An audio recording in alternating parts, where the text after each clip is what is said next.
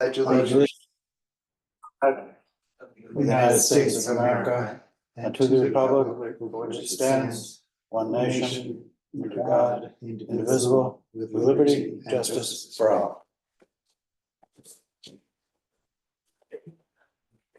Shall we wait or start? Harry? You just wait. Okay. Let's start the work.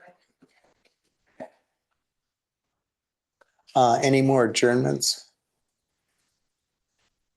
No. Okay. Just, 57 Yeah. Palmera's and 53 Steinhardt, 53 Rysum. And am. we're gonna open the public Right. hearing. So just so the Thank you. public is aware before we start, actually, if you're here for 57 Palmer Terrace, 53 Rysum Street, or 12 Amity Street, those are all being adjourned, so they won't have public hearings tonight.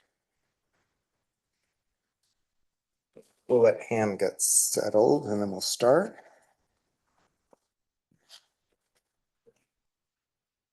Thank you. I'm good, thank you.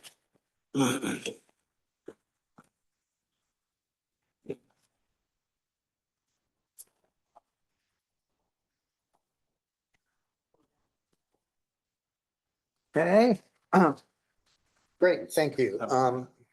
Could I have a motion to open the April 15th, 2025 Village of Sag Harbor Zoning Board of Appeals public meeting? I'll make a motion to open.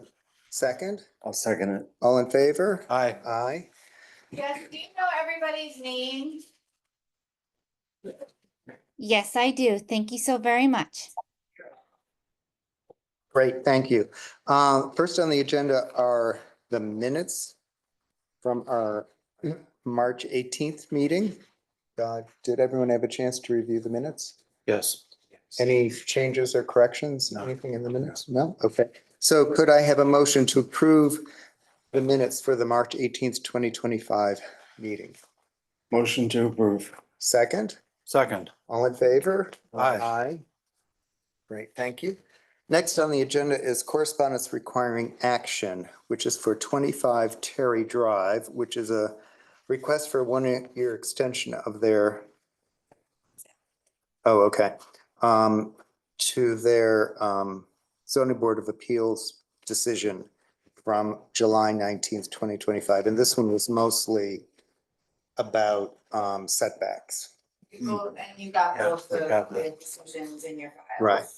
So could I have a motion to approve the 1-year extension of the zoning board of appeals decision for 25 Terry Drive?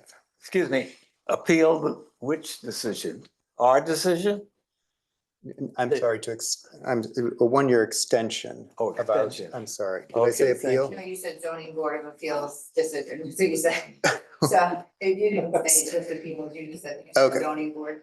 Request. Okay, so let me read, Yeah, let's got your- start again. Could I have a motion Yes, to it's fine. approve the 1-year extension of the zoning board of appeals decision for 25 Terry Drive dated July 19th, 2022? I'll make a motion to approve extending it. All in favor? Aye. Aye. Alex, you did that or Damon? Damon. Great, thank you.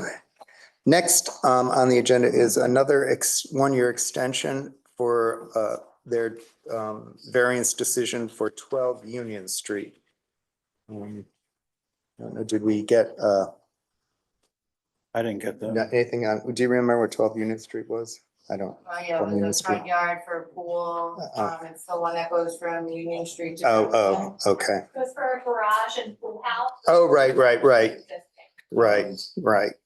So could I have a motion to approve the 1-year extension of the zoning board of appeals decision dated May 21st, 2024 for 12 Union Street? Second, Second, all in favor? Aye. Aye. Great, thank you. Next on the agenda is old business. And first in old business is 57 Palmer Terrace.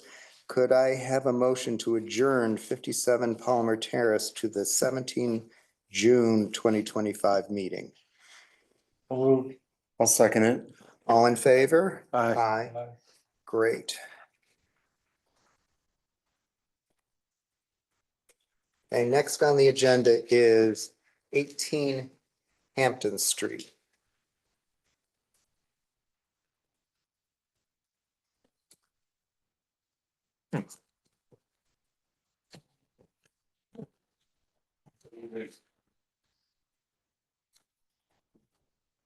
Hi, could you just state your name and address for the record? Robert Strada, Sharp Pond Road in Pembroke. Great, thank you. You may proceed. This is a follow-up of the last meeting, which we talked about providing spot elevations. And in the package that we have for you, we have the spot elevations showing the elevation as approximately every 5 feet. The survey work done by David Saskis was done as quickly as possible, but it was finished in time for tonight's meeting. We submitted to big confidence that it's exactly. So I had one comment to make on here. The one thing that's not correct on here is your second floor addition. The second floor addition is now the same size as the first floor addition. I mean, the first floor existing thing, except for the bump out on the east side. Let me just go. It's this wide is this long now. Oh, you didn't get this one now. Come in your packet? I didn't get it. You see the. It was emailed to you guys. The first floor is in pink It was in some. and the second floor is striped. Yeah, it's very so. No, but in your architectural drawings, you have now the second floor extending the same width and depth as the first floor. They don't match. The floor is not the same, Richard. Well, it is on the new plans. It's 16 feet wide on the second floor and it's 16 feet wide on the first floor. But you see how There's a jog in it, but that jog is on the east side. That's shown. Can you approach? It'll be easier if you approach. Sure. Thank you.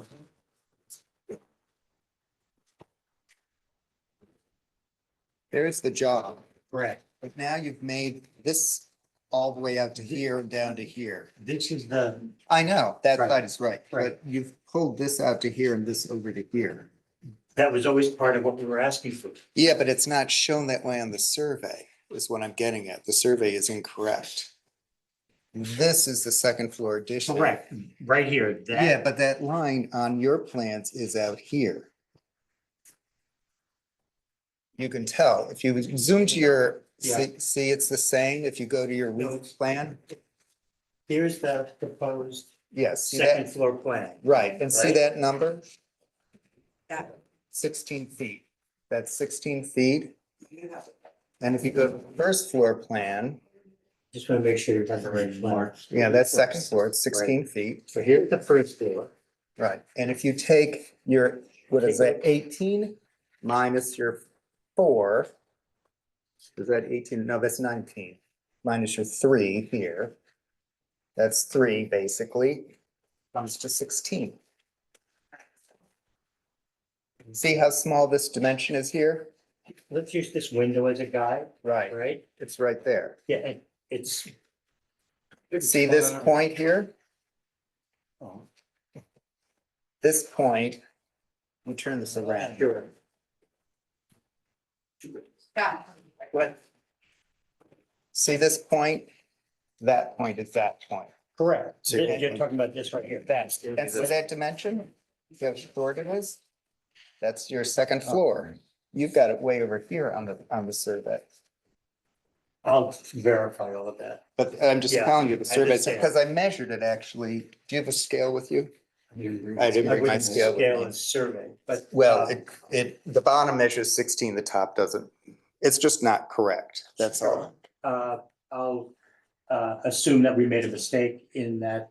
Well, he locating just of didn't that. catch the fact that the We building made the changed, change, right? right, understand. Is this your copy or mine? That's mine, because it's Okay. got my notes Yeah, on yeah. it. There we go. Thank you. Sure, no, I'm sorry for any confusion. We've tried to do a lot in a little time. Do you want to go forward and have this conversation? Yes, because you can, I just wanted to bring things up as we come to them, Sure. just so that you, Is there anything else you'd like to bring up? when you get, you can go back to the mic and then we'll, as you go, we'll Yeah. Okay. address the other issues as they come up. The intent was to reduce the size of the second floor proposed addition so that it would require less of a pyramid total cubic footage relief and would, as was brought up at the last meeting, not be directly over the existing first floor addition. That was the intent. So what is the pyramid relief you're asking for now? Pyramid relief is slightly smaller than it's smaller than the last amount. I think we have it right on the A 6.1, 6.2. And instead of being 50%, it's 48. Well, what we're looking for is a cubic foot number. Is here Yes. the new, It's related to that percentage.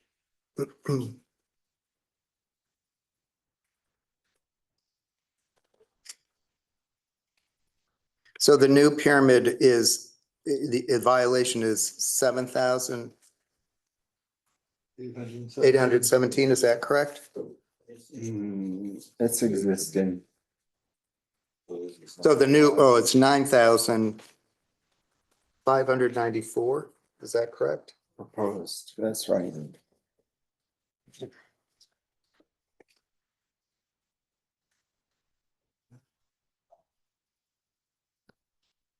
That is the number, 9,764 cubic feet.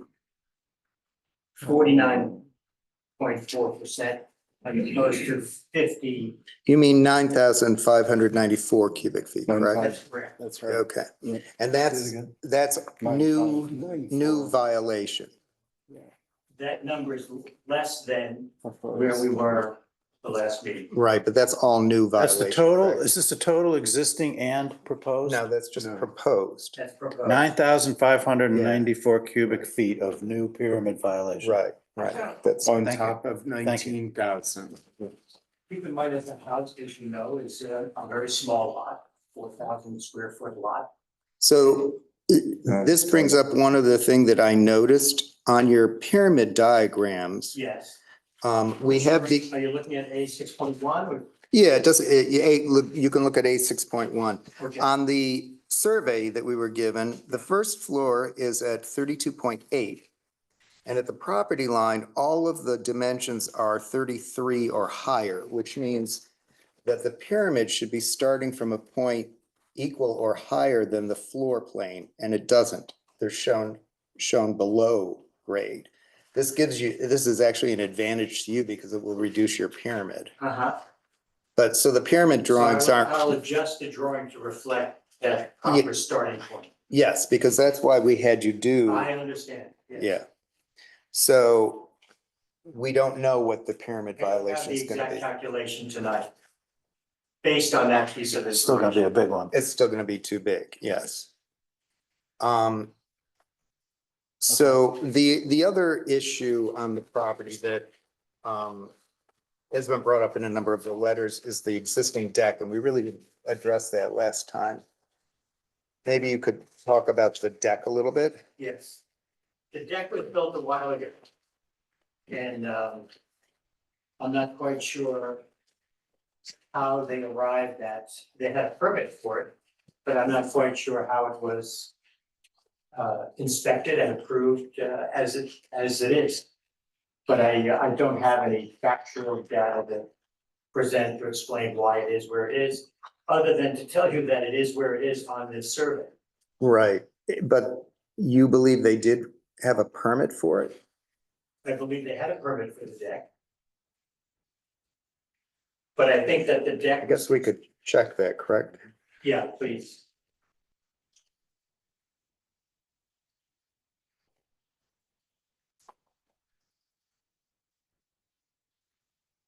So obviously it didn't have variances though, so how do we feel about, it's an existing, pre-existing condition? And I think The we need variant- more documentation on it. When was it built? What code was enforced? Was there a building permit? It had to be built in the 2000s. It wasn't really old. And but it was also by the current owner. correct. It's entirely possible that whoever built the deck made a mistake in how they constructed it. Hmm. I don't have any of the I don't have a previous survey. Hmm.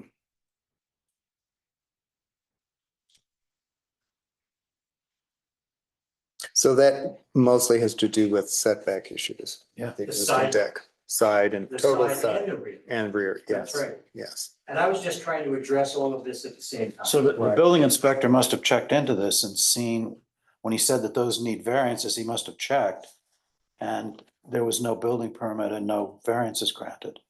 It would Even though sounds He doesn't that way. state that, but I he should just don't have. know about the no building permit, but I can tell you that when I met with Tim, we certainly discussed this overall dimension. Right, You know, and used the Saskis survey that we had. and Well, maybe, he cited that you need variances for the deck. Correct. So did he explain then why you need a variance if you had a building permit? We You wouldn't need a variance now if you had a permit to build it then. understand. 13, the deck was on the CO. it was on the CO, but you didn't find a permit. Okay, well, if it was on the CO, then But that just means that somebody gave it a. Somewhere- the building inspector approved it one way or Approved it, another. right, Okay, right. all right. All I'm trying to do is to wrap this into a more global, Right, I think, is your client in the audience? no. No, I was going to say that. Oh, wait, no, you. Later. You're not part of the application? You're a neighbor, correct? He's a neighbor. You can, give you a chance to speak. Yes, we'll give you a chance to speak after. Thank you. But the deck on the survey that you're looking at now, that David Saskis did, shows the deck exactly where it is. Did you happen to notice what date the CO was? The applicant's 2013, he said. 2013? Okay, so that was a previous building inspector who obviously decided. I don't know if it has, Liz? Hi, Is- yes, I'm here. Yep. Okay, if this deck has a CO, does it need variances then? If the building inspector issued a CO for the deck, can we then go back and try to get? Would make sense unless he made a determination that it was built without permits or as built and it required variance as a result. I don't understand why you would grant variances to a structure that already has a CO. Right, but that's actually what's it looks like we're being asked to do. Yeah, So that doesn't make sense. Okay, that's a question. Mhm. So if the deck actually does have a CO, then it can't need variances because somebody's given it. Because to actually undo a CO, it's not just, oh, the CO was issued in error, therefore, your board has to correct it. It would require an appeal to this board from a party where it's appealed to the board and a public hearing is set to specifically overturn a CO. So I'm not sure why it was noticed for the deck. Okay, great, thank you. Mhm. So then we're really, at the moment, it seems we're really just back to the house edition, right? Okay.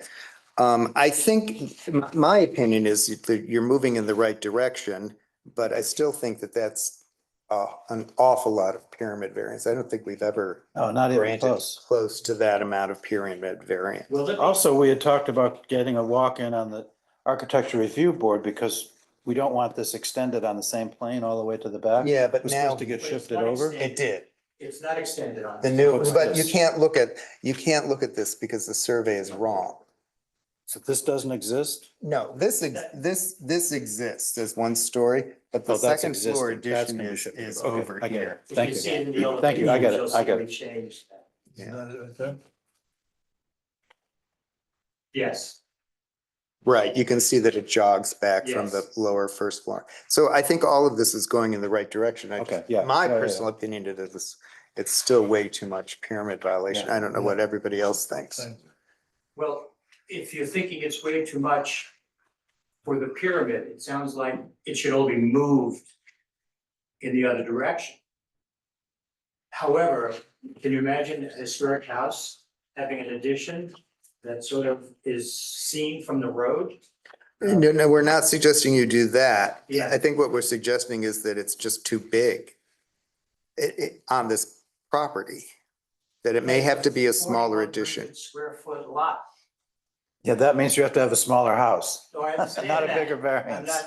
I'm not suggesting that I should.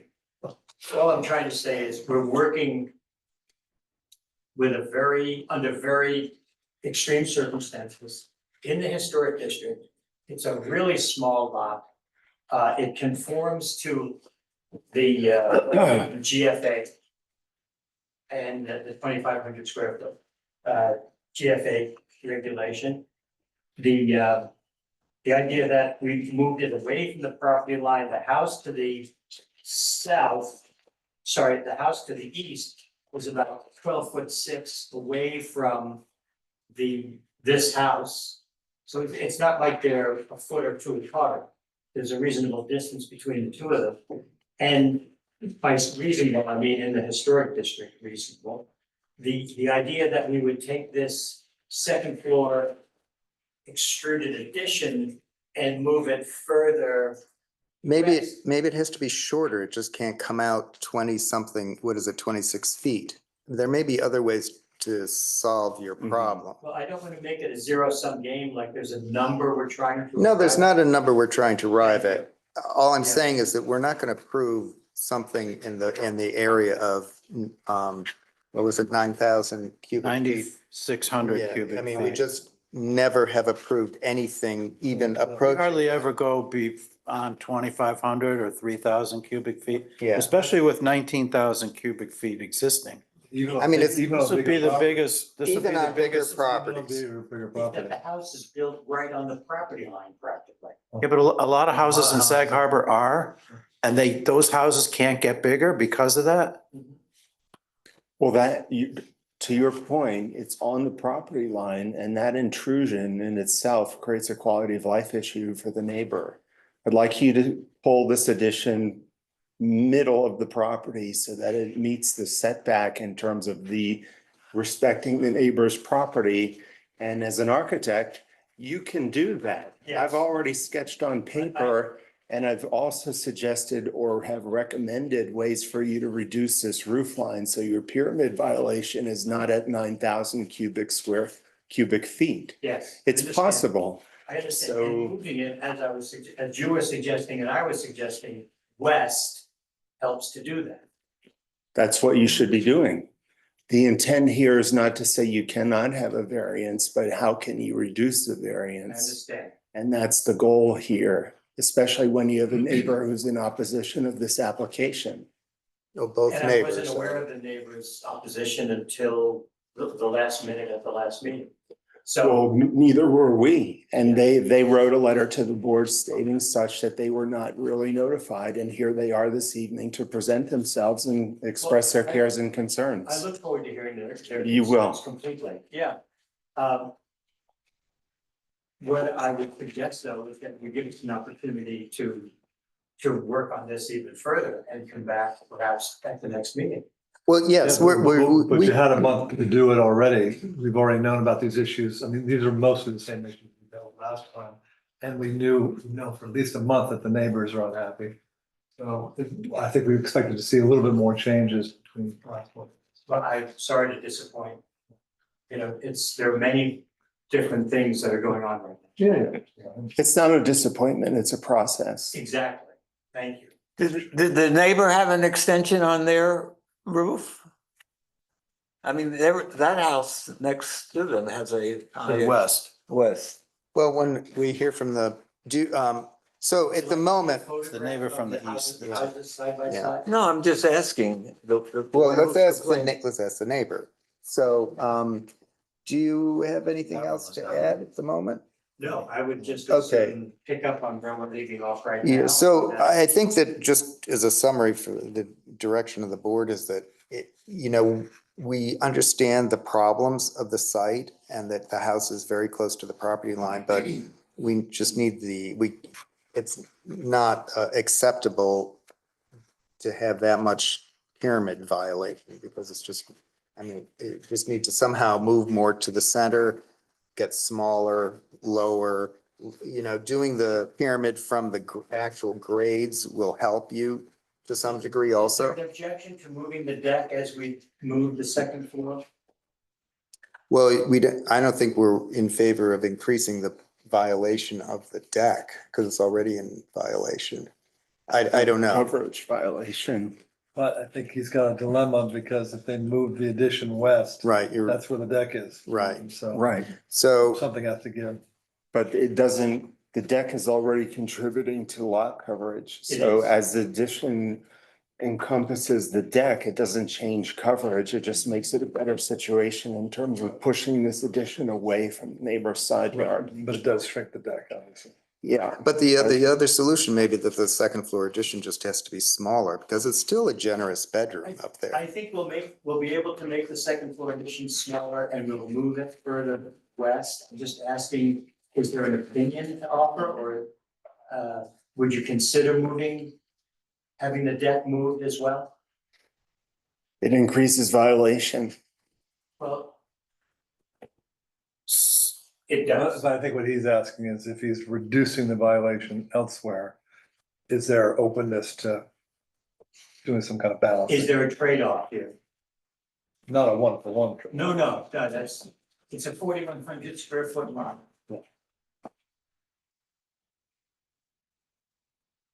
As we said, this is a process, so I would suggest you do is talk to your client about how the different ways you can reduce it, and if you want to propose an increased violation of the deck to maintain some sort of deck size, yeah, I think you would just present it to us and then And that we'll is have a what- discussion with it, and That if is what we're talking about. if we need to have another adjournment, we'll have another adjournment. I mean, it's not, Fine, there's not a deadline, right. so this is, Definitely. Right. But to your point, if I could give you recommendation, Mr. Strada? Yeah. You've got a ridge coming off the rear of this historic addition, which has a lot of volume to it. Now, if you were to drop it, and you said at your first presentation, you want to adhere to Secretary of Interior guidelines. Right. That's right. You create a parentheses between the two roof lines. You don't continue that roof. You drop it and let this addition speak to itself, Mhm. apart from the main house. By dropping that roof, you will in turn decrease Somewhat. cubic violation. But if And it's it'll also create more sightline. Right now, this addition is crowding the neighbor and they have good reason to be concerned. It's gonna shade in their entire backyard. As you move it over and drop that roof, you're creating less volume, less Well- intrusion.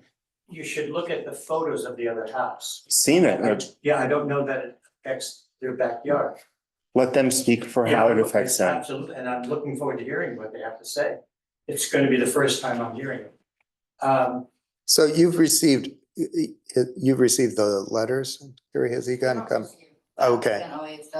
Okay. I asked for it. I've Okay. seen one letter. Okay, there've been two at least. Haven't there? Get something from the house on I the, don't recall every application. that we Yeah, have no, in no, front of the course, zoning yeah. board. I'm also in front of the ARB, so Yeah. I don't know every All right, application. we can talk about it another, Okay. don't worry about it. But you can get Yeah. copies of the letters that I were will. submitted. Okay, Because it seems to me that.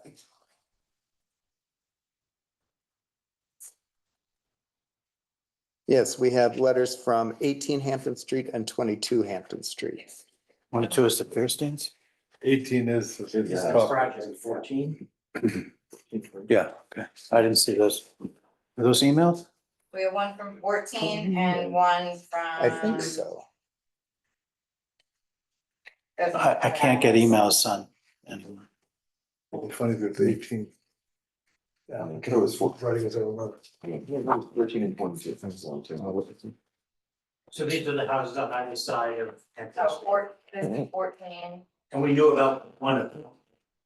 Why? I have letters from both sets. 22 and 18. No, 18 is the. 18 is there. Oh, I'm sorry, not 18. Yeah. 14, I'm sorry. Okay. Yeah, 14. 14. I was looking at the wrong thing, sorry. And are there other emails you were mentioning? No, that was. the No, side we rooms. were just, sorry about Sure. that. So there were two letters. Yes. So let me open this up to the public at the moment, so Sure. we'll Thank you very much. Yes, thank you.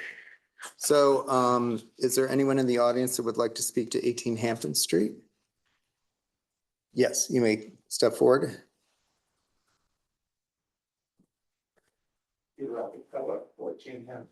Could you actually do it right Speak to the there? microphone over The your head. so, microphone's up there, sorry. Hear me now? Yeah, can you state your name and address for the record? Coachella, 14 Hampton Street. Great. And can you raise your right hand? You swear to tell the truth, the whole truth, and nothing but the truth? Great, thank you. You can proceed.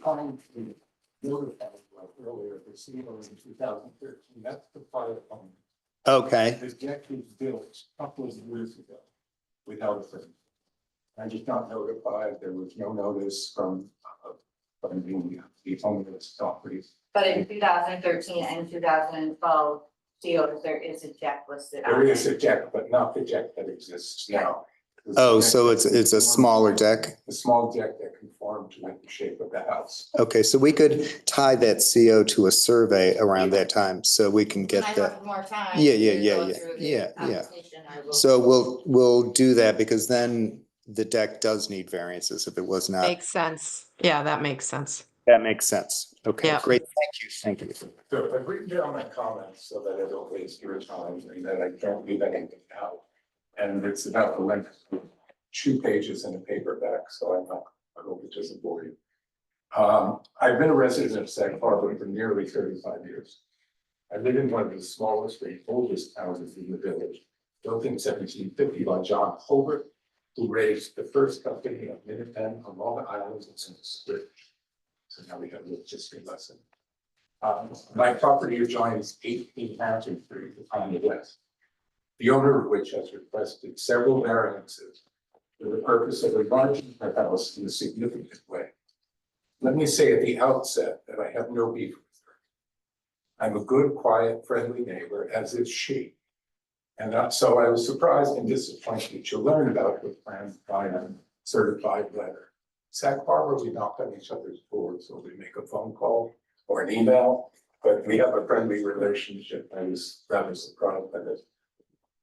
But the proposal to enlarge her house by over 40%, nearly 45, should concern everyone in the community. By the way, this, I could be addressing the zoning board as well. I'm not talking about schematics here as much as I am about charm. Okay, and the effect of quality of life. It should be of concern to everyone in the community, let alone those of us in the historic district. 18 Hampton, as you have clearly stated, already exceeds zoning guidelines. But the applicant cites hardship as the reason to build further. To that, I invoke the vernacular, hold my beer. You've seen my house. 2 adults and a dog live in that house with a grand piano. So we manage, I'm not looking to extend a historic house or to mar the historic district. The application mentions a large deck built without a permit and blames the contractor. Until now, no mention was made of such a structure to the building department. It appears the applicant seeks approval to enlarge her house on nearly the same footprint as the illegally built deck, hoping this will legalize the earlier illegal demolition.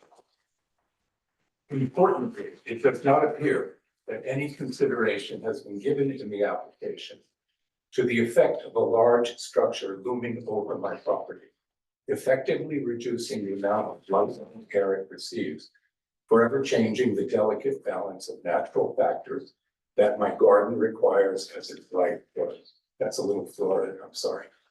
I invite you to visit my garden and appreciate its tranquility despite the army of trucks that roar past our houses at dawn and dusk. Over the past 3 decades, I have dedicated considerable time and effort cultivating that garden, relying significantly on natural elements such as light, air, and the correct amount of water. Has the applicant conducted any study on the consequences of the proposed addition to my garden?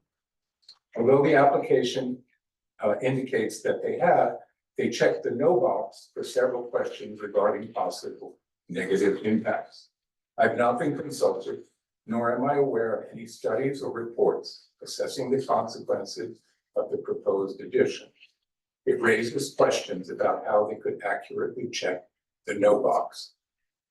The application also raises issues regarding water runoff from the enlarged footprint of the proposed addition. This runoff could potentially inundate my garden and rear yard and damage my basement.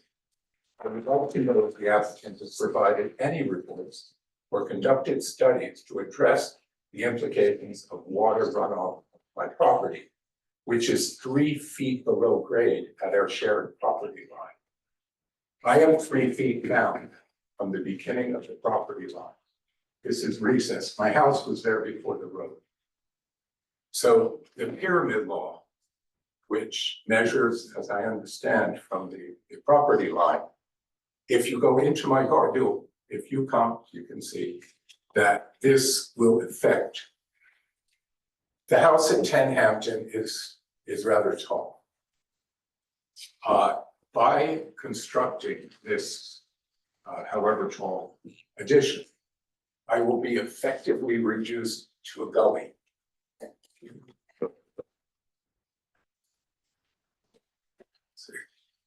The applicant claims that the proposed addition will preserve the aesthetic quality of Hampton. We saw the front elevation, right? The potential shift in Sag Harbor standards for maintaining the village's character is noteworthy. The proposal emphasizes the street view aesthetic, which contrasts with the traditional emphasis on the substantial quality and beauty of open shared spaces. I don't need to lecture architects, or that you know far more about this than I could. Its size becomes the primary measure of quality. Sag Harbor will doubtless experience changes like other places developed to attract tourists and developers focused on financial gain. Bottom line, the applicant wishes to obtain a larger house, which is explicitly prohibited by the guidelines of the zoning ordinance. If living in a moderately sized house in the heart of a unique historic district constitutes a hardship, perhaps a larger house elsewhere is the solution. I chose Sag Harbor in this house for various reasons, including the presence of regulations that maintain the town's distinctive character. These rules help preserve the history, beauty, integrity, and future prosperity of the village. You would not commit your valuable time to this board if you didn't agree that constant vigilance is essential to maintaining the quality of our village. We rely on your efforts and the efforts of those who came before you, who, when faced with similar choices, understood that even one seemingly benign and incremental backslide could ultimately erode this highly sensitive environment and ruin this special place. I implore you and the rest of my fellow villagers to follow the spirit and letter of the zoning ordinance. It exists for one existential reason, and that is so our historic village can continue to flourish today and for generations to come. I'm sorry if that sounded like cross of gold speech, but it's how I feel, and this would substantially impact my quality of life, and not to the better. That is a 3-bedroom house. I live in a 1-bedroom house. 2 grown-ups, 1-bedroom house, dog, piano. Okay, so I don't think that a 3-bedroom house is a hardship. Thank you. Great, thank you very Thank much. you. Thank you. Is there anyone else from the public who would like to speak to 18 Hampton Street? Anyone on Zoom, Carrie? Anybody know? No. Or we can table? So, do you have anything else to add? Yeah, I Oh, would do- like to ask for a couple of questions. The, But we do need to wrap it up. the information that, we provided. Wait, you need to be at the podium to speak because of the The microphone. information that Mr. Acapella provided was really important for a lot of reasons. But about the deck specifically, Yes. so the deck was built after the permit to build the deck was closed. Now, what they're saying is that there was, Building permit. no, there was, Right. there was no building permit. There was a deck that was there that was small. And it sounds like the deck was made larger at some point after there was a C of O for a small deck. That's what happened. So thank you for clarifying. I would think that the owner, your owner would be able to clarify. Maybe they could write down a history of the deck because that would be beneficial to the board to know how to proceed with I'd like that. to have the history of the deck as well Okay, to share with the board. okay. So that was one question, but that was one thought that I had. And the second thought is that I would like to meet with Mr. Acapella to understand more of the garden and the relationship between the two properties. We encourage So I you will- to meet so I will with go the ahead neighbors. And do that, if that will work with you. With all due respect, Yeah, that meeting should have occurred before you signed off, then you Xed off no. Actually, we can't really have discussions Yeah, I know. between Yeah, this, thank you. Yeah. us to address the board. So I will address the board. That should have happened, that meeting should have happened. Yeah, we That understand. meeting should have happened. Come to my garden, knock on my door, and you can see, I need just a visual, we're gonna put an end to this. Yes. Okay. Great. Thank you very much. Okay, so, Make a motion to Yeah. table to the May 20th, 2025 meeting. yes. moved. Wait.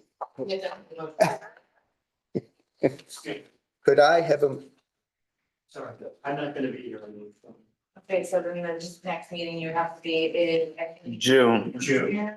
June 17? 17th. Thank you very much. So could I have a motion to adjourn 18 Hampton Street to the June 17th meeting? Yes. Second, So, second. all in favor? Aye. Great, thank you. Thank you very much. Okay, next on the agenda is 53 Rysam Street. And could I, you don't want us to open this one, right? No. Okay, so could I have a motion to adjourn 53 Rysam Street to the 20 May 2025 meeting? Make the motion to adjourn. Second, Second. all in favor? Aye. Aye, great. Next on the agenda is not, Just so you know, Mr. Matheson is recused from that application 53 Street. Thank you. Great. Next on the agenda is 92 Bay Street. Could I have, excuse me, a motion to open the public hearing for 92 Bay Street? I'll second it. All in favor? Aye. Aye, great. Aye, could you state your name and address for the record? Catherine Bowers, Clay, attorney for the applicant, from 350 Street, 279 Main Street, site. Okay, before you start, I just wanted to correct something in the public notice. And that was the public notice listed the tax map number as 2032325, when in fact the tax map number is 2032326. And that's for 92 Bay Street. So, That could be just a typo. Right. We will correct it and the public notice next. I don't think it has any bearing on, It really matters. no, but Liz wanted me to get that in the record. So you may now proceed. Thank you. Yeah, so again, representing the applicant for 92 Main Street. Applicant is proposing to renovate and restore historic home and accessory structure located on premises and to construct a pool and garage. The property is located on the corner of Bay Street and High Street. As you can see, it's a lot of front yardage on this property, very small rear yards. The property is about 18,400 square feet. We are requesting variances for the pool and garage to be located in a front yard and also setback relief from both of the structures. I would like to note up front that even though in the notice we requested a 6-foot fence, that the fence has been removed. The most recent site plan just shows a 4-foot complying fence. I would like to go down the balancing test. So whether an undesirable change will be produced in the neighborhood, we don't believe this is true. The proposed pool would not be visible from the street due to proposed multiple layers of vegetation. The garage, of course, would be obvious, visible from the street, but garages are common elements of properties in the neighborhood. Due to the shape of the lot in the two front yards, the garage is proposed to be about 15 feet from the front yard and the pool about 30 feet from the front yard. But as far as community, I would like to note that the property, both contiguous properties, they have pools. The property to the north and the property to the west both have pools. And in fact, the property directly across from the street, also a corner lot, actually has a pool located in what is even perceived as the front yard, only 25 feet from Bay Street. So I do think that as far as creating a change in the neighborhood, a pool being located in what is perceived to be rear yard would not create a detriment to the neighborhood. He never calls out parking. Properties. Whether benefit can be sought by some other method. We supplied surveys and site plans as the board can see. This is a tricky lot. There's a large front yard on High Street and Bay Street. So due to the size of the property and the existing structures and the shape, we don't think there's an alternative. Whether it's substantial, yes, these variances are substantial. We are requesting about, half the setback for the garage, 30 feet for the pool, when the required setback is 35 feet. However, we think this is mitigated by the proposed vegetation on premises. Whether there'll be an adverse impact on the environment, we don't believe so. We're not requesting building coverage, we're not requesting total coverage.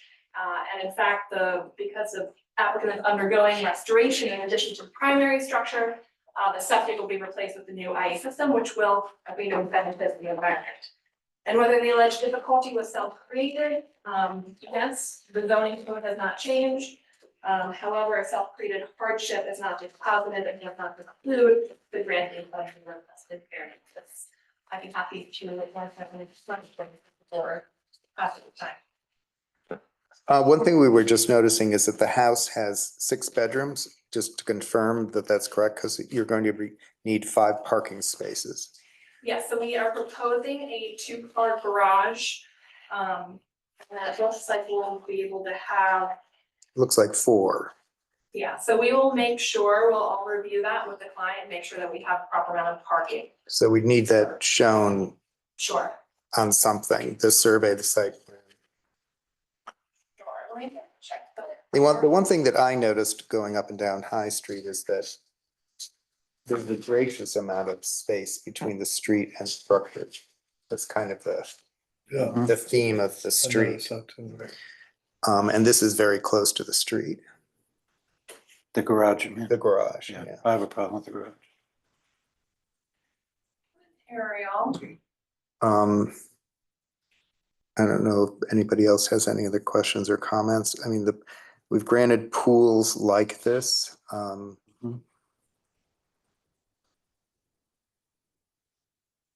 Yeah, I mean, as far as precedent for setback for the pool, compared to other variances that have been granted, especially on corner lot. There have been variances granted for 20 feet and less. We are proposing about 30 feet when the setback is 35.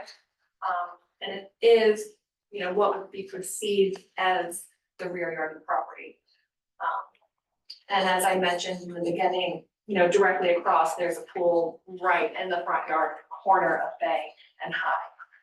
Not to justify this, but it cannot be, creating drastic change in that particular section. And the pool equipment is inside an enclosed structure. Okay. And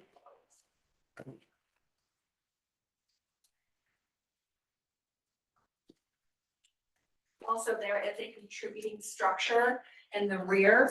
We did a site visit with Mr. Student Roth. We are on a discussion, we have a discussion item for the ARB.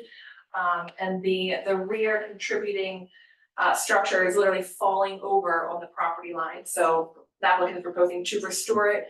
And while we still need a variance because we are removing a pre-existing, we are bringing it slightly in more compliance by moving it away from the property line and restoring it right now. Falling over to the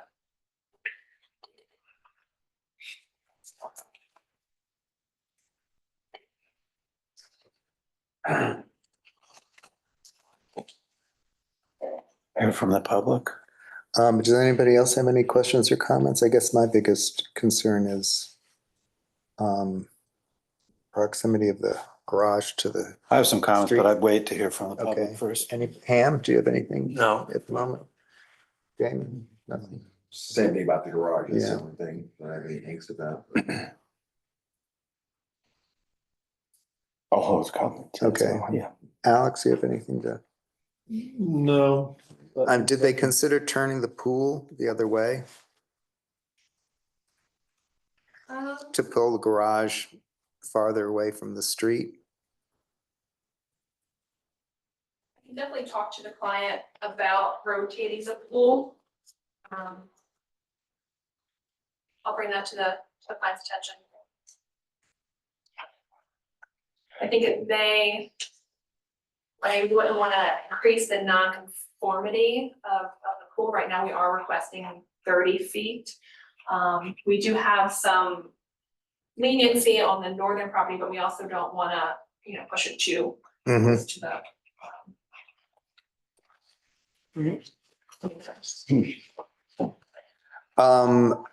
If you don't have anything else to add at the moment, maybe we'll hear from the public and then we'll come back to you. Is there anyone from the public in the audience that would like to speak? Great, you may approach.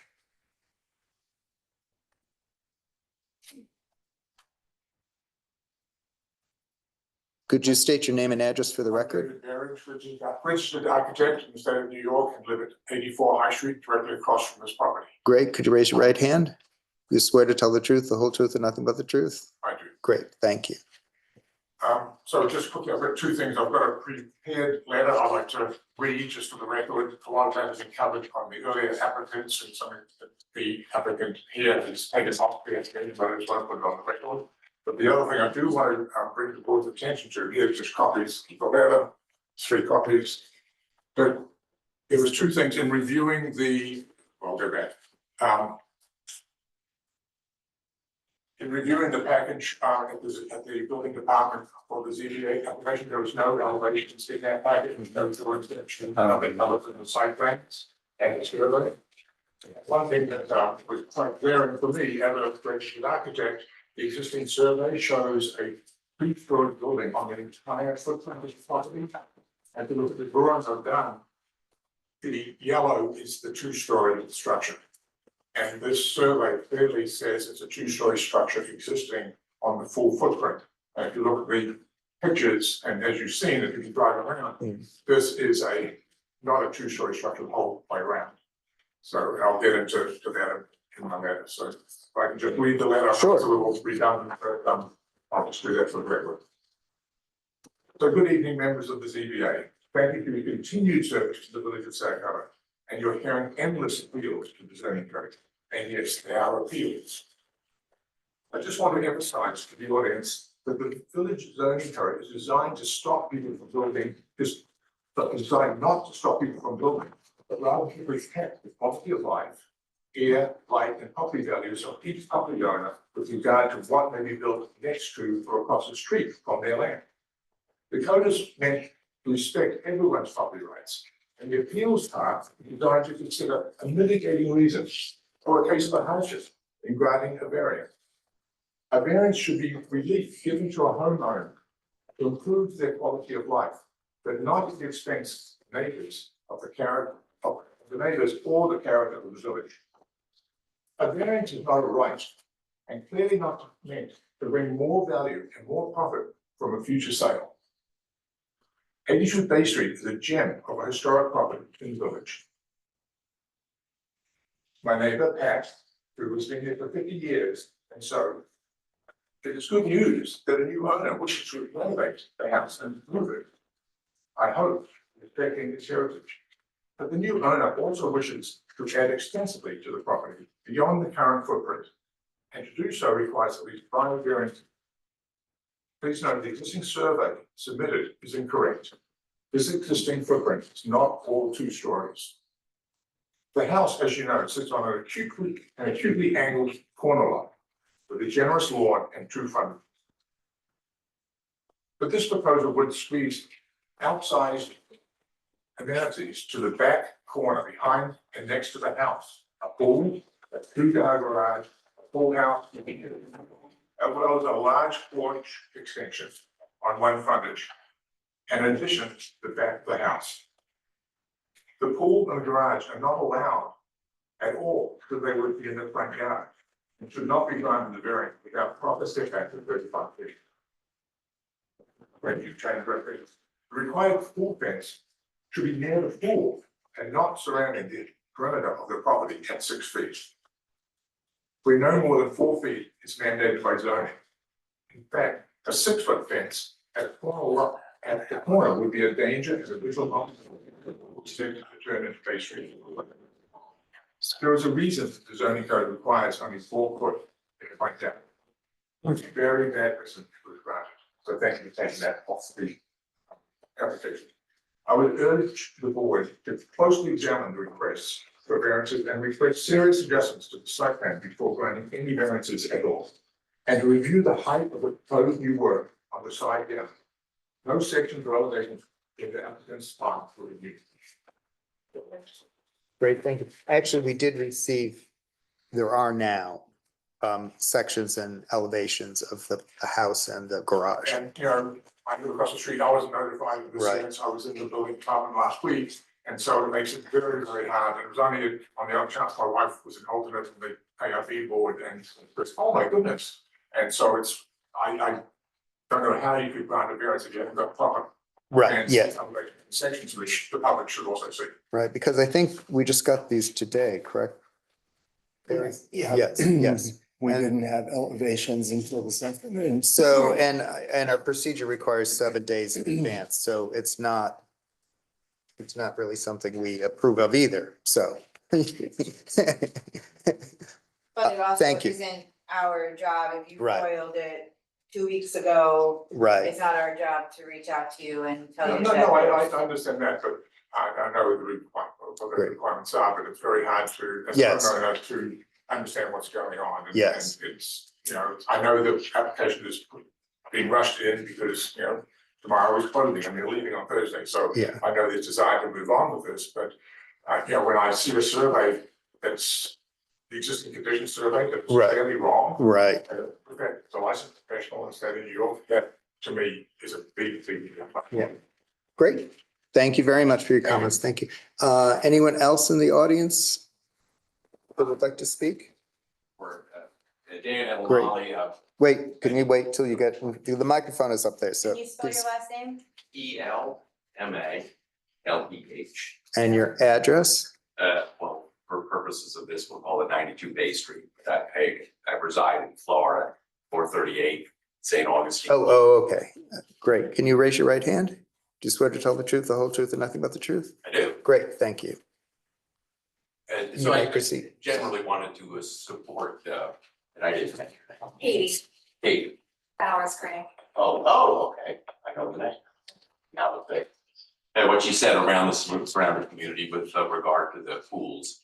And I would also suggest that whether the garage is in the exact right place or not, your discretion. Parking is a big problem with my deceased mother's home.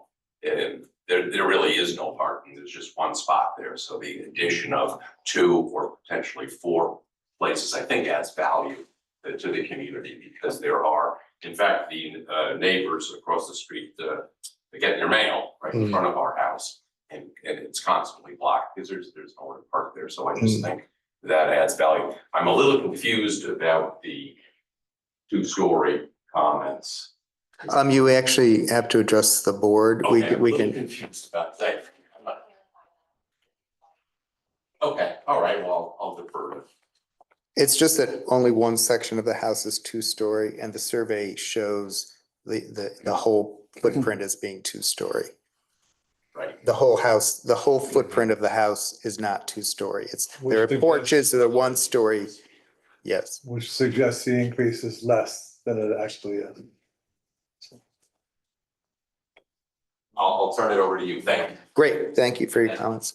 Was there anyone, before we do that, is there anyone on Zoom before we go back to Kate? Okay, great. If you had any comments?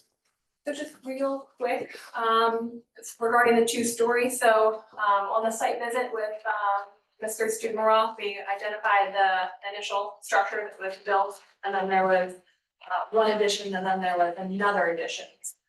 Obviously, the, original structure is a true two-story. The second structure, the second story is much smaller than the first, and then the last addition is this one-story flat roof. We weren't trying to get anything over on the board, that's how the surveyor just marked it, probably because the majority of the house is two stories, but we're happy to update the survey to Right. show where the one story is. It does show in the elevation Right. that were submitted. Yes. Does the board have any questions? And then I kind of. I guess we should give them some direction. I mean, my main concern is there's some way to adjust the location of the garage so it's not so close to the street. And yet again, you'd need an additional parking space at least. Or they could seek a variance for that extra parking. Right, or you could seek a variance, but I think that because there's space on the property, I don't know if that's, There's a lot of space. yeah. Yeah, I have a problem with the justified garage thing. too, because of the setback. Supposed to be 35 feet, 14.8 feet is the reality. Maybe the whole parking thing needs to be rethought. Just have open parking and no garage, or. That looks like a house that's gonna have a lot of people in it, so I think you need 5 spaces that you're supposed to have. I'd be reluctant to grant a parking variance. I mean, and There's so also, much land that you right. could have parking on.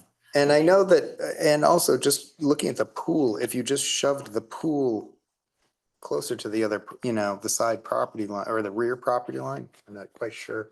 I guess it's a rear, correct? Yeah. Yeah, kind of tricky what that would actually be the Rear. side. The rear is the side, which is the portion of the property which is opposite the shortest front. So. So this is the rear. This is the rear here, isn't it? Yeah. So that's a side. So the pool could be closer to the side yard setback. I mean, the other thing is that the accessory structure of the neighbor is sort of right there. So there is that sort of baffle in terms of noise. And their pool is behind that also, correct? Yeah, so the pool, I have the aerial up actually. Let me just. move Because there's a over pool bit. right there. Yeah, so here is, can you see my cursor? Yep. Yeah, Here's 92 Bay. Here is the neighbor. you can see where their pool is. So they have an accessory structure very close to the property line here, so it acts as actually good screening for the proposed pool. Right. Their pool is then just located here. So having the garage here, I mean, it would actually block headlights coming in and it would kind of shield some of the noise from that property. But I will definitely speak with the applicant, trying to reduce the degree. I don't know how the board members feel about shifting the pool closer to that neighboring accessory structure. That makes sense to me. To get rid of the variance in the front yard. I'd be in favor of that. Yeah. So it would increase the variance required from the side yard. but Well, they decrease it only from the need, front yard. no, they only need Correct. 15 feet from a side yard to the pool. So that would be acceptable. And the pool itself is 21. That's, I think, 20. oh, that's to the Yeah, stone patio. Okay, 21. Okay, yeah. So it would still need an accessory structure? Yeah. yes, it would still need technically an accessory structure in the front yard. Well, actually, if it's, yeah, because it is in that front yard zone. Is the existing shed that's historic going to go where it's shown on the survey as of now? On the site plan, Yeah, yes. yeah, thank you. Right now, it's very close at location. Right, yeah, I saw it, yeah. Was it important for it to stay Yeah, in that we're location? getting No, I know to stay, but is it important to them if for its historic value, is it important for it to stay in that location? I don't know the answer to that. Okay. question specifically. It looks like it's been moved around Yeah. before, but who knows? It's old, it's a cool building. Any other comments or suggestions from the board? Mm,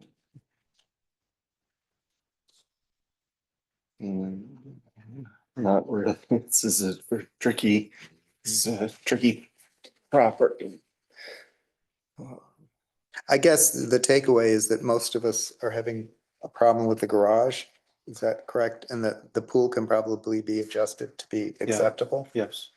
Well, an easy solution would be to bring the garage closest to the left side of the house, which opens up the entire rear yard for a pool. Mm. And that would eliminate both variances. You mean in here? Show me with you.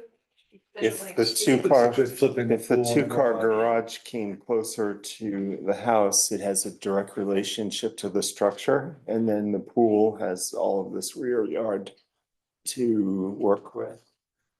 I'm guessing though the applicant wants to look out the windows and see the pool, not the garage. Join Yeah. the being a rear yard space, like it Right. also, it's being the pool with the garage between the pool and the house. That's right. See them. Yeah, it makes practical sense, Does. but the I like what Mr. Chairman had don't want it in suggested here. in terms of possible Garage. Sort of worse, don't you think? reorientation Because of it the puts it closer pool to to the move High it Street. I mean, closer what to Bay the Street. side yard to reduce the front yard variance. Yeah, and if it's possible to move the pool a little bit closer to the house, you could then move the garage a little closer to the house and reduce the setback there. Right. That's the angle of the property. Further to the house. Or turn it 9 degrees. But then, yeah, you could do that. I would just change the shape of the pool. That's right. Right, if the pool did rotate, it's possible to reduce, if not eliminate, the request. There is a lot of property here, and I agree with what Mr. McGuire said, that there's more than ample space to provide room for parking. Yes, yeah. So, I do wanna look in, we may be grandfathered in if there was existing, 4 bedrooms and 1 parking spot, but I'm sure applicant is willing to put as much parking as the code requires. yeah, How does that, Liz, how does that work for houses, residential? I mean, I'd have to ask Tin and see if that's how they apply it, but if you're, if they did have a 4-bedroom house and like historically prior to zoning, prior to the parking zoning code being enacted, then arguably they could have grandfathered parking relief, but I'd have to see how the building inspector interprets that. Okay, because at the moment, the proposal is for 6 bedrooms. Right. But certainly if they have the space, they should certainly come forward. But they may be entitled to it. We'll have to check. Right. Okay, anything else? Any other comments from the board at this point?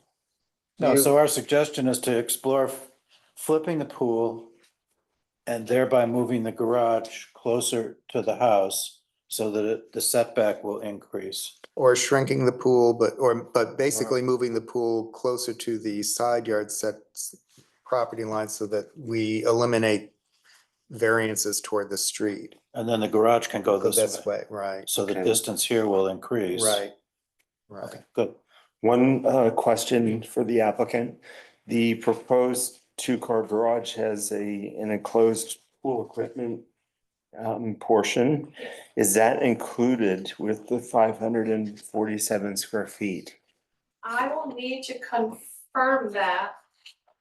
The reason why I asked this question is that there was an opposition letter or a letter of care and concern by a neighbor that his pool equipment is pointed towards their direction. And although it's enclosed, it would be good to know if that shed is meeting the code criteria of 600 square feet for maximum accessory structure. I imagine they'll put a wall so that the garage is actually a separate structure, but the pool equipment is enclosed in its own enclosure. If it's one building, though, it has to meet the, Right. But if it's, let's say there's a garage and then you form a Right. shed connected, you can't access the pool equipment from the garage. We've put I them in went through that garages, yes. actually with a project, and the previous building inspector denied that interpretation, that if you had a wall between the two, they weren't separate. It was Okay. all one building. Well, I will definitely. But I confirm don't that. know how the current building inspector will interpret it. Right. But so that's something for you to I'll investigate. confirm the square footage. Yeah. It's clearly shown as part of the garage. And I just want to make sure that 547 takes into consideration that little appendage. And Yeah. which is a good thing because it helps mitigate sound for the neighbor who had concern. I did read that letter, and I would note that neighbor actually does have a pool themselves, and this enclosure is 31 feet from the property line and enclosed. And you'd have to have some paper on it, I guess we'll also maybe make a recommendation or a condition that that's properly soundproofed. It's not just a rough framing, so that does mitigate the sound. Yeah. Yeah. Yeah. I mean, the other suggestion is, do they need a car garage? Could it be just a one-car garage? I mean, that's something else maybe you can explore with them, because then maybe it can move farther away from the property line, reducing so I think that unless there are any other comments from board members or questions, or you have anything else to add? No? Okay, great. So could I have a motion to adjourn 92 Bay Street to our May 20th meeting? So move. I'll second it. All in favor? Aye. Great, thank you.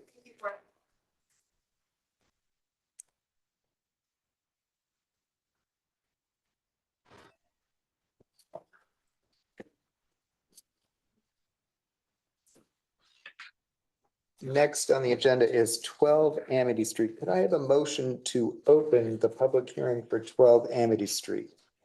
So move. I'll second. All in favor? Aye. Aye. Now could I have a motion to adjourn 12 Amity Street to the May 20th, 2025 meeting? Motion to adjourn. Just before we do that, is this an accurate time to bring up the parking question? Oh, there. Oh, that's a different part. I'm sorry. Yes, I'm in favor. Aye. Okay. I forgot where it was. Did I make a You did make Make a mo- saying all in favor? Aye. Great, Sorry to thank you. interrupt. That's okay. It's easy to confuse me. Okay. I've lost my. Next up, Stairs. Excuse me. Okay, can you just go downstairs?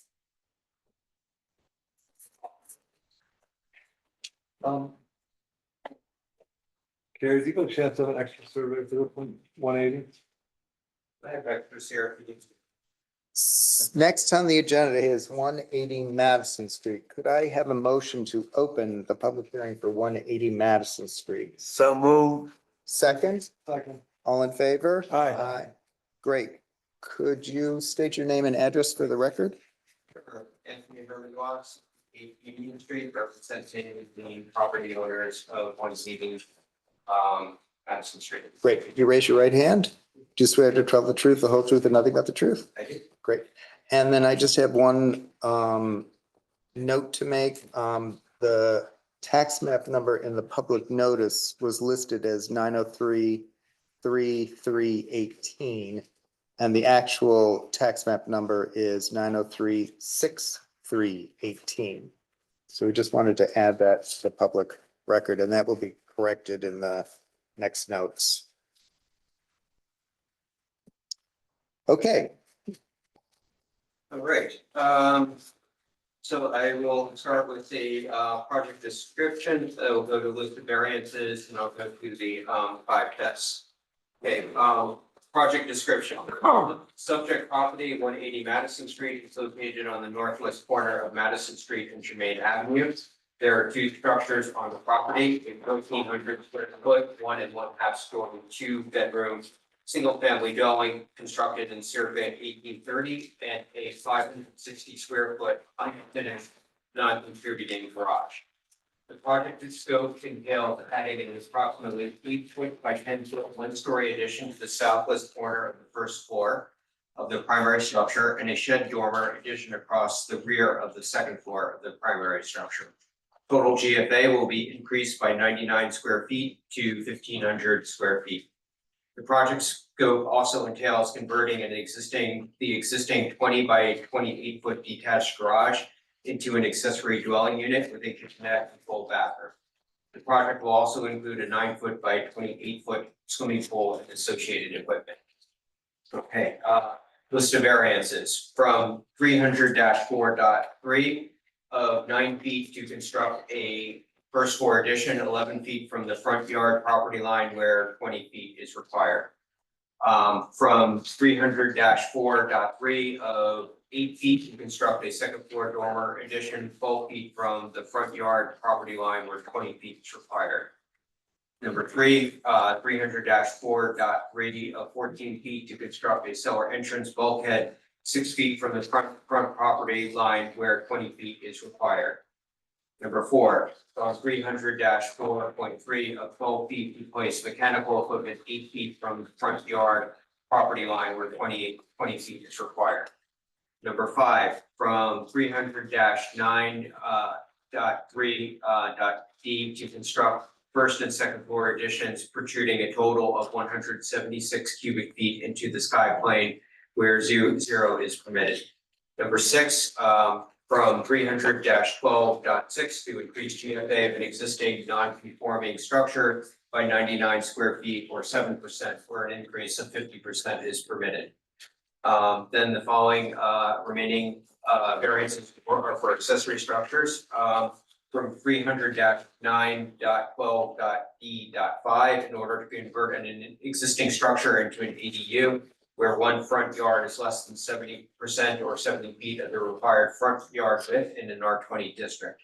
Number 8, from 300-4.3 of 7 feet to construct a dormer addition 28 feet from the front property line where 35 foot is required. Number 9, from 300-4.3 of 1 foot to place mechanical equipment 9 feet from the rear property line where 10 feet is required.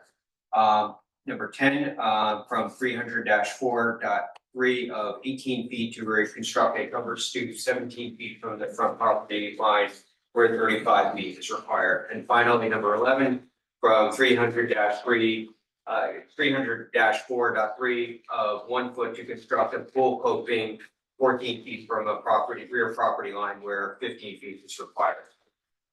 I have all the GFA listed here. I'm not going to go through all the lot coverage because we're not requesting any specific lot coverage variances here. But just for the GFA, the existing first floor is 801 square feet. The existing second floor is 600 square feet. We're adding 76 square feet to the first floor, 22 square feet to the second floor. So the total is going from 401 square feet to 1,500 square feet. That's a 99 square feet or 7%. The allowable GFA for the property is 2,500 square feet. So we just stop right there. So Liz, can we talk now about the accessory apartment and the GFA implications? Yeah, you had- can, you can, So Val had brought up that he had The- spoken to Tin about. The interpretation in the code book is that the aggregate square footage on the property, whether it be a studio or an ADU, the way the code reads, it does contribute to overall GFA. If it's a dwelling unit, correct? Whether, yes, if it's habitable space, it's combined. That's the way the code reads. So there's a question that we can discuss among ourselves.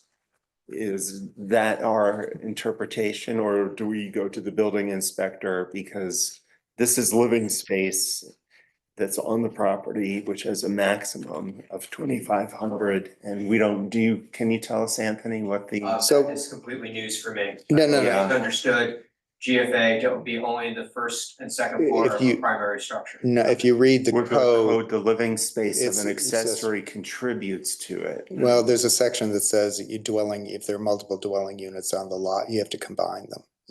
For GFA, you're not gonna be over. Yeah, It's just no, a I'm technical totally thing so that we want. Yeah. So Liz, is that, I think the board has to consider the code, but also the fact that this application is for an accessory dwelling unit, so it's an accessory apartment that so, you know, I'm not sure if the GFA section of the code under it's 9.10, I believe. 300-9.10, I'll read it to the board so you can, let me just pull it up. But I think the fact that it's accessory is something that this board could consider. I don't know how that will play into a determination by you. here, it doesn't really matter because they're gonna be under one way or the other, but so it could be considered not included because it's an accessory apartment to the primary, correct? Yes, and I don't believe this was contemplated by any of the accessory apartment laws that we've drafted Right. to date, and I will bring this to the attention of the Village Board of Trustees. We're trying to do an amendment right now to the accessory apartment law that was just noticed for a public hearing in May, where the code is going to be changed to get rid of some of the provisions in the accessory apartment laws so that it would make it easier to convert existing structures to an accessory apartment, but new construction of accessory apartments will still have to comply with most of the dimensional regulations in the code. That being said, I don't believe the board contemplated GFA as an issue for accessory apartments when they were looking at these laws. And I know I didn't either, mostly because of the term accessory, right? Right, so maybe you could have them clarify that in the code. And if not, then Yes. if not, then we have to make a decision. In this case, it's sort of moot. Yeah. Because Okay, we just brought it up because it was raised as an issue. no, 'Cause it's a very good point to raise. Yep. Because even if you add, the way I calculated it, it's even if you add that, where did I have it? You're at, 1,500 plus 560 is Yeah. still yeah, 2,000. 2,000, yeah, 60, exactly. So you're still under, so that's not an issue. Right. If For the future. For the future, Yeah. it's a question. That's probably something that's gonna have to be defined a little better, I should think. All right, at any rate, going into the 5 tests, number 1, the bulk of the requested variances, 7 or 11, pertain to relatively small scale constructions in the front yard facing Germain Avenue. So in other words, a lot of these front yard variances that I've been talking about are really due to the fact that this is a corner lot. And we're asking for relief on the Germain Avenue front yard. Impact on neighboring properties will tend to be minimal, and they will be minimal if at all visible by either pedestrians or vehicle traffic on Germain Avenue. It's probably worth noticing that the sidewalk on Germain is actually on the other side of the road there. Number two, the benefits sought by the applicant are to expand usable living space and otherwise update the house and property for contemporary living. Depending on the interpretation of rear yards on a corner property, in addition to the primary structure could conceivably be added to the north side of the structure. However, such an addition would be more visible from neighboring properties in Madison Street and be much less in keeping with the architectural integrity of the house itself. I'd also like to add that corner where we're doing this one-story addition, there are actually structures there. There's a lean-to, that would be taken out, and there's a basement bulkhead in that corner.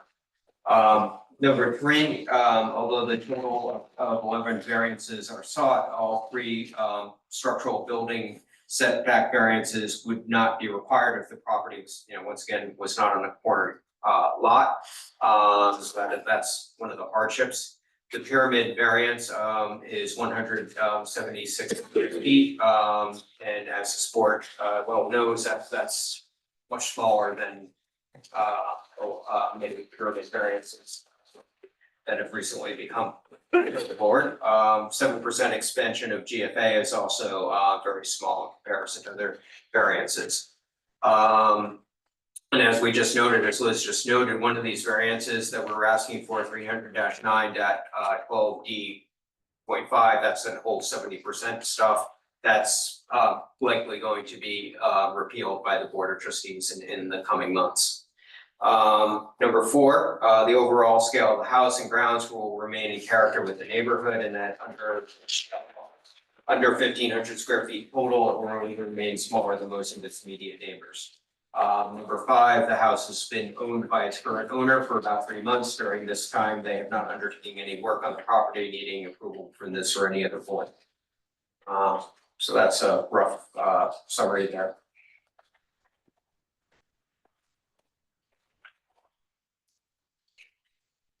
Great, thank you to the board members. Have any? Did the building questions? inspector have any comments on my question about parking? Why he didn't call out the fact that the amount of parking is going to be reduced by Well, converting the garage? they only are required, you have 2 bedrooms, correct? 2 bedrooms, right? So they're only required to have 2 spaces. Right, but they have none. No, well, When no, they convert the garage to residence, there's not enough room in front of the, well, it's 28 feet though, parking space is Yeah, like 20 by 10. There's a fairly substantial parking area in front of that This space garage. right here is parking now. And that's historically been Because used as parking for that A, property. a parking space is about 10 by 20. So, It's even so they bigger. technically. I didn't realize they were going to convert that to parking. Okay. Technically, that driveway would, although I'm the fine. proposed covered stoop does. Yeah, I misread it. I guess you could have space on either side of that to park. Pardon? He was CC'd on that email. From him? That you sent today, right? No, I didn't copy him. Right, I think. It's not a question though, because if they are going to provide parking for 2 cars next to, or in what would now be in front of the garage, what is now the garage. Oh, I'm sorry, it's 20 feet. It's not 28 feet. 28 feet goes to that. It's 20 feet, but still. 16 feet is the standard for a car? Sort of feel 10 by 20 or something. We did So- think about this, about the parking in our consideration. The idea is that, we've got 2-bedroom house, and even if you count bedroom in the accessory structure, it's still, the requirement is 2 spots, because it's, one, minus 1 for every bedroom. No, my comment was just that we were So the losing. idea is that we would have, one parking, you have that stoop in the middle and parking on either side of that, a nice little area where you can walk through. And I mean, one thing to consider, Liz, is that you're talking about accessory building, the accessory apartments, is that there's no requirement for parking for them. I don't know if that's a good thing or a bad thing. That's how the village board proceeded with the last amendment. Right. Well, actually, from the beginning of this, they realized that it may not be possible to provide parking for accessory. So there's a provision to request that a good faith effort is made Right. to provide parking. I mean, the negative thing about the parking is that it's basically right up against the building, and the back end of the cars are going to be almost on Germain Avenue. It's not a great, it's gonna be hard to get in and Well, out can of the- those spaces. Can the stoop be rearranged and put on the other side so that the entry is not right opposite the I guess driveway? that's something to consider. It would, even on the side, it would still need a variance. I just think you can't park at all in Germain, and Madison, especially in the summer, is filled with cars because people have guests and whatever. And it's one of the busiest intersections in the village, and so I think you want to encourage Right, well, I parking mean, in the just front, so there needs to be parking there that's. right, that's real, viable. yes, because just anecdotally, I come down Germain Avenue and I have to turn left onto Madison. And it's impossible to turn left. Nobody will let you turn left. You have to Right. force yourself out of, so, I mean, there's cars going back and forth here all the time. This No, I is know. like That's- yeah. So I it's mean, it gonna will be still be a hard to difficult get. place to get in and out of there anyway, Yes, but it's still better than having to park on Madison. yes. If this ends up being too small to realistically park a car there. Right.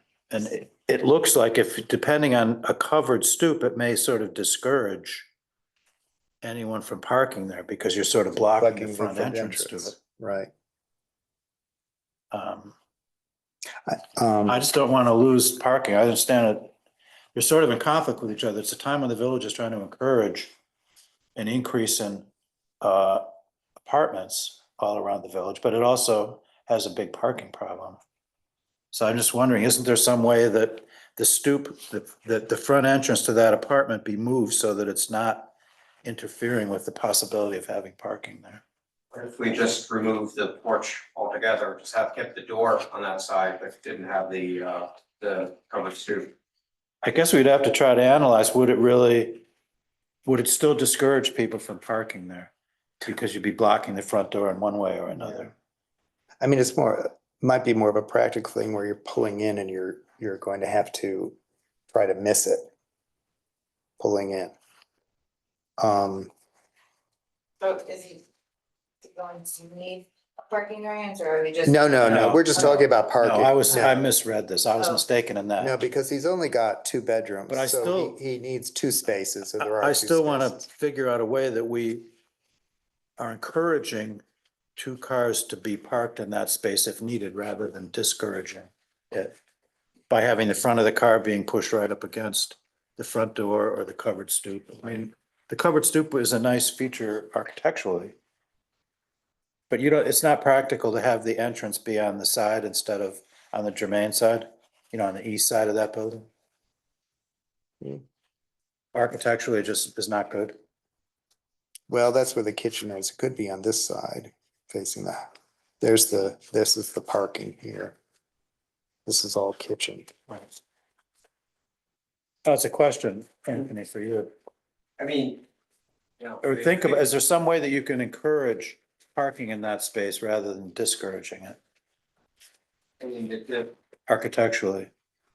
we discussed this and, we would certainly consider not having a porch there. If that's the kind of one issue on what we're proposing, that's certainly something we would be willing to compromise on. Well, it feels like if 16 feet is the minimum length for a parking spot, and if the distance to the covered stoop is 17 feet, then the car is gonna be, to get out of Germain, the car is gonna be directly. And even if there's no stoop there, it's still gonna be right at the front door, which normally people don't wanna pull right up to their front door and park. It discourages parking. I'm just setting that aside. So that's something for you to think about. I think that there doesn't seem to be any real reason to have the pool variance. I think you should shift the pool a foot over so we eliminate the variance for the pool.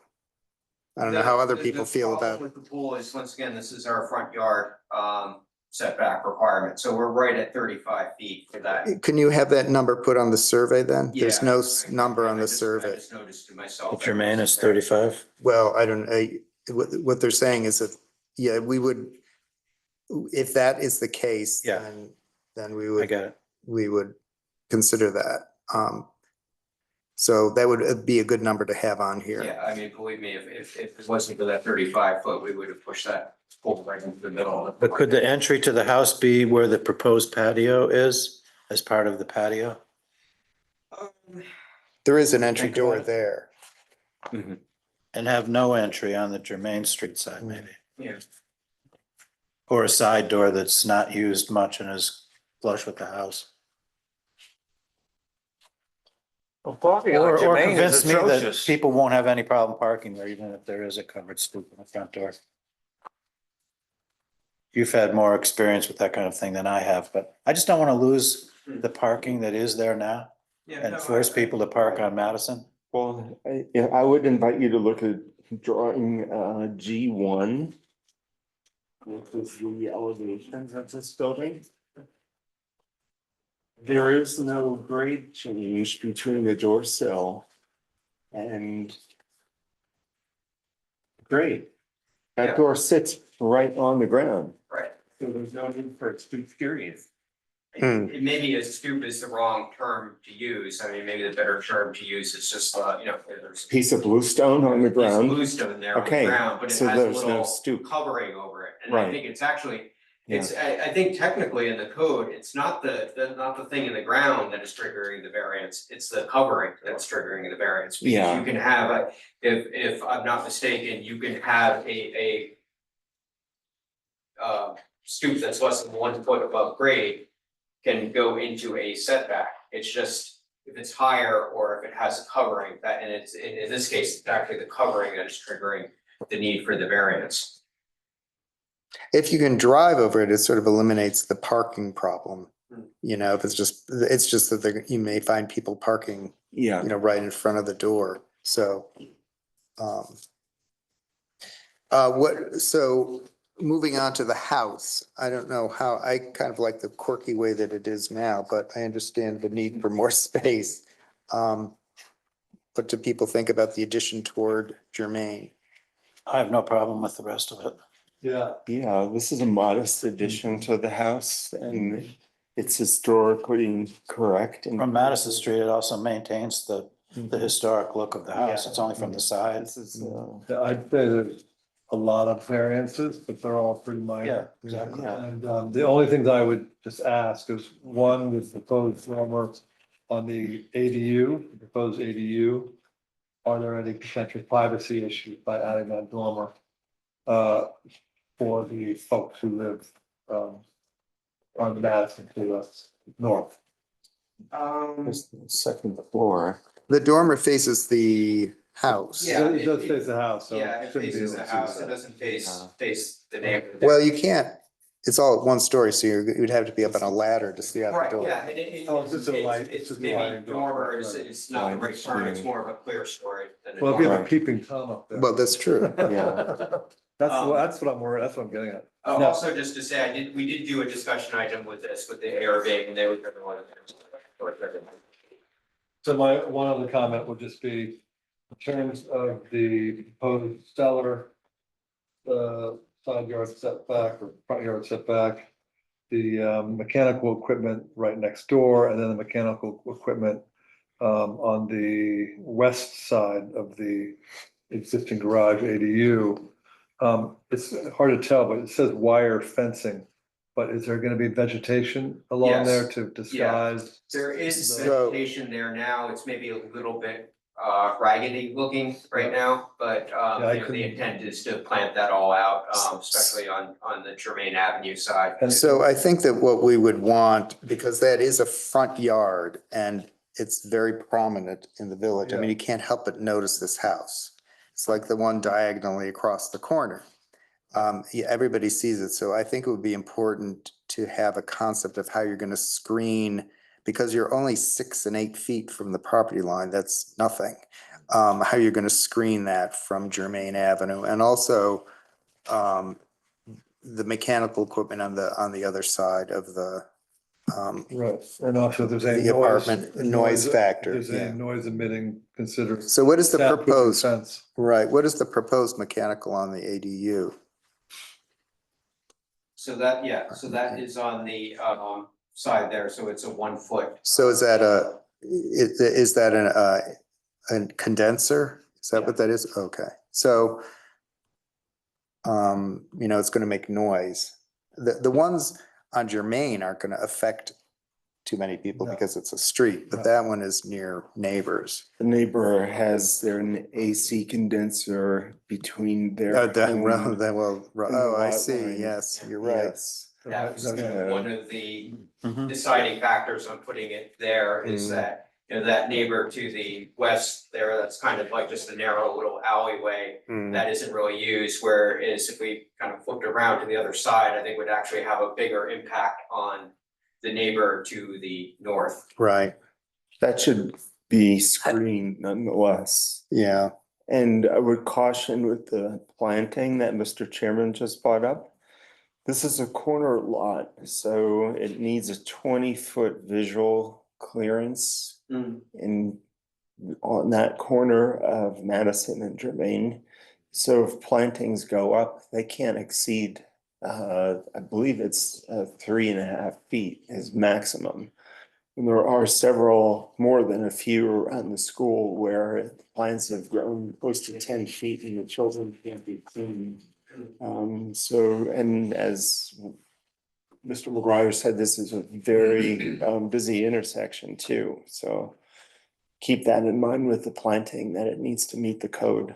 We'd also want to see screening or some sort of landscape plan screening because we don't want to be able to see the pool from Germain when you're driving down. I mean, and it will be visible somewhat from the driveway. It opens up a view corridor straight back through to the swimming pool. So how is that going to be addressed?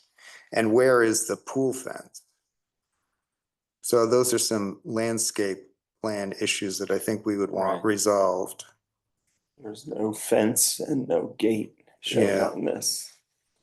We do have a fence and gate indicated. Right, but a Where- wire fence isn't gonna screen.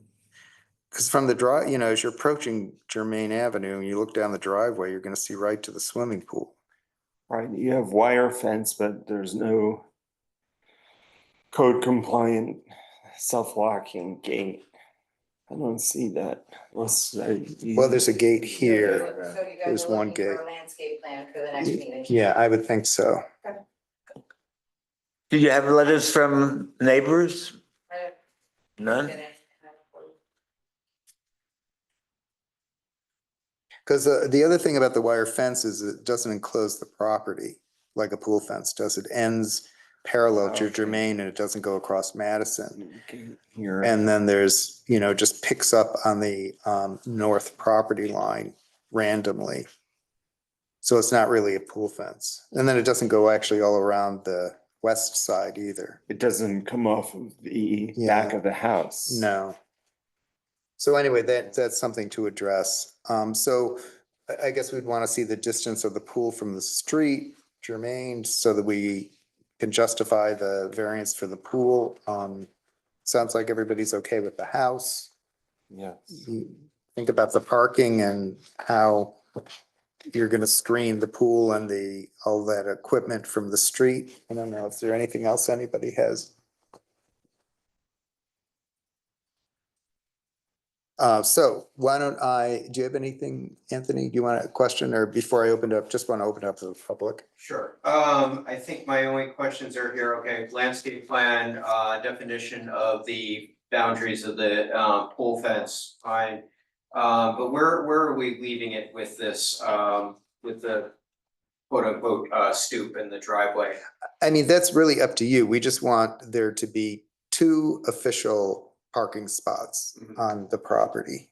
So that there's no question. It's actually hard to read on this diagram of the survey where the parking is. You can sort of see it because he's outlined it, but it's, so that could be shown in your landscape plan. Yeah, I was just gonna say, because the survey is getting pretty crowded as it is, if we can maybe indicate that on a landscape plan, just that there's one spot on either side of that. Right. That stoop. And Maybe since, the entry could be moved to the side opposite the pool. I mean, it's something to think about, but technically, if there is no stoop there, you could park under that overhang because it's not, the car can drive Right. right up to the face of the building. What if it's even just, indicated as a grade level stoop with a covering over it? Right? Yeah, because you could drive over it if Wouldn't it that had to be a be. fire hazard if somebody's inside? and Well, somebody yes, Well, Parks and- there and yeah. then there's a fire. but, well, there is another exit. There are other Yeah, and there's exits. another- Well, maybe you could just or outline or draw it a little better. Like, is there enough room on either side Yeah. of the front door to park a car? So What that you're we'll not do is parking we'll- right in front of We the, can indicate that in front the door. landscape Okay, plan, just, thank you. one car on either Thank you. side of that and showing how. is we this do pool allow gonna it. be shared by the ADU and the Yeah. main structure? Cause I don't see any screening between the house, the You know, ADU right and the. now, I think our plan is that it would be shared. So not rented, but used by the family? Yeah, I mean, is that why there's no, I mean, that's the way it looks from the plan. There's Yeah. no screening or Yeah. anything. Yeah, okay. we kind of wanted, one of the reasons though for having that door facing, not just having that big door facing the pool and Yeah. having that another door there is so that they could conceivably rent that out as per the ADU laws. And just keep that, Yeah, okay. screen off the space between the pool at some point. Well, yeah, show the parking on the landscape plan. That would be a big help. Thank you. So I'm sure this was mentioned, but I didn't hear it. Why not put that stoop / door on the west side of the building? Driveway. Well, there's a kitchen there along that wall. So- And it would also. It depends. Even on the west side, it would still need a variance because of Oh, I know the that. backyard setback there. It's all in the driveway. So let me open up to the public just to make sure, Nobody, obviously nobody's here. is nobody here? And nobody's on Zoom? And I don't see anybody on Zoom. Okay, great. Does the board have any other questions? No. Concerns? Okay. Anthony, do you have anything else? You seem to sort of know where we're thinking headed. I mean, the house seems good. It's just really about screening and parking. Can we close the public hearing pending the landscape plan and then? I think we would prefer to see the landscape plan before we, You can't really close it until they vote. until we, I don't know what other board members do. I mean, we can leave it open for written comment, but I think we would want to review the screening and stuff before we made a decision. Right. I feel. Yeah, Yeah, yeah. and I think because there are so many requests being made, I Right. think it'd be very important to just address them one by one on the record, why they meet the 5 requests, as you've pointed out, but yeah. So could I have a motion to adjourn 180 Madison Street to our May 20th, 2025 meeting? So moved. I'll second Second, it. all in favor? Aye. Great, thank you. Okay, thank you. So now on to, I believe, decisions. I Hi, live, board members, hi. The first decision tonight is for 69 Hillside Drive East. This was an application seeking variances for front yard setback relief to be 32 feet where 35 feet is required. It also, in the beginning, required, I believe total lot coverage relief, which was then eliminated. After hearing feedback from the board, the applicants reduced the requested relief by minimizing the size of the proposed rear yard terrace and pool to eliminate the lot coverage variance relief entirely. The board did get letters in opposition to this application, mostly stating that the house was too large, and that there was a historic district application to the property. It's not located in the Sag Harbor Historic District, but it is located in the historic Black Beachfront Community District created by the Village Board of Trustees. And the minimum gross floor area for residences in this district is 4,000 square feet, with the proposal at 2,757 square feet. So a variance was not required for that. And based on the reasons set forth in the written determination, the board hereby determined that the 5-part test was met and that determines to approve the requested variance. Yeah, you don't have to vote. great, thank you very much. Could I have a motion to approve the decision as written for 69 Hillside Drive? I wasn't here, I was absent. So moved. I'll second Second, it. all in favor? Aye. Great, thank you. Next decision is 203 Madison Street. 203 Madison Street. This was an application seeking numerous variances. And it was for, the subject property is located in the R20 zoning district. It's comprised of 10,200 square feet, where 20,000 square feet is required. It's a corner lot. It has front yards on Madison Street and Germain Avenue. And the proposed action involves a renovation and expansion of a pre-existing non-conforming mixed-use commercial building located on the southeast corner of Germain Avenue. The first floor was to be expanded and a second floor expansion providing over for the two apartments to be created over a one-story art gallery. So although the application requires significant variances, the majority were due to the placement of this pre-existing mixed-use commercial building with apartments on a 10,200 square foot lot with two front yards. The building is non-conforming with respect to setbacks, sitting on the lot lines of Germain and Madison Streets. The existing pyramid violation was 5,560 square cubic feet, and the expansion allowed for an intrusion of 3,100 cubic feet. Any renovation or improvement to the site would require variances from this board. The applicant also sought to revive what seemed like a somewhat dormant retail use of the property located in the residential zoning district. As such, this board determined that it was important to condition this approval on limiting the retail use of the first floor area to solely an art gallery by appointment only. The art gallery will not be open for the public to enter and browse artwork without a specific appointment. And any proposed change of use would require an approval from this board. Additionally, there's another condition of approval that the proposed parking shall be screened from the street and other properties with evergreen landscape plantings. And for the reasons set forth in the written determination, the board hereby determines to grant the variances. Great, thank you. Could I have a motion to approve the decision as written for 203 Madison Street? I move. Second, Second. all in favor? Aye. Great, thank you. Next on the agenda is 26 Madison Street. 26 Madison Street is a property where they're seeking to convert the second story, which was used for storage. The second floor is a 575 square foot area. They're going to convert it to an apartment, requiring variances under code sections 309.6C, 306.2, and 311.6D3 to allow the proposed apartment and waive parking spaces required in connection with same. The existing second story was always used for storage. The board supports the creation of a second story apartment in the Village Business Zoning District where the property lies. And the property is only 1,286 square feet, is located in the VB zoning district where the board has had to allow for the waiver of parking before. And in this case, the creation of accessory apartment of an existing building in the VB zoning district warrants this board's support. As well, the size of the lot and the fact that the principal structure takes up the majority of lot area of this lot, there's no place for additional parking on site. And there's an easement to the north of the property where it looks like you could park some cars that cannot accommodate parking in that area. So therefore, based on the reasons set forth in the written determination, the board hereby determines to grant the variances. Great, thank you. Could I have a motion to approve the decision as written for 26 Madison Street? I'll move. Second, I'll second it. all in favor? Aye. Aye. Great. Next on the agenda is 23 Main Street.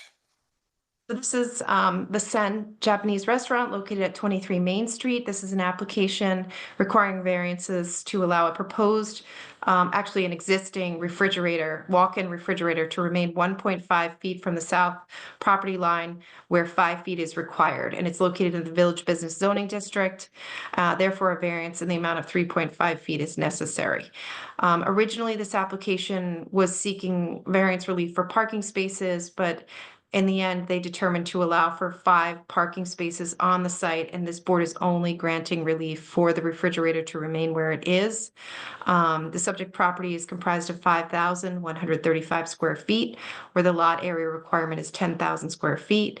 It's only 33 feet wide, and based on the pre-existing non-conforming placement of the existing building on site, there's really not a lot of room for the walk-in refrigerator. Therefore, for the reasons set forth in the written determination, this board determines that it's met the 5-part test and grants the variances requested. Great. Could I have a motion to approve the decision as written for 23 Main Street? I'll make a motion. Second, Second. all in favor? Aye. Great. Thank you, Liz. Thanks. Dana, So- are you supposed to be on here? Could I now have a motion to, No? is there anything Which else? one's this? Could I now have a motion to close the public I wasn't meeting here. for April 15th, 2025 meeting of the zoning board of appeals of Sag Harbor? So moved. Second, Second. all in favor? Aye. Aye. Great. Thank you. Thank you. Thank you, Liz. Have a Good night. nice Thank vacation. you, everyone. Thank you.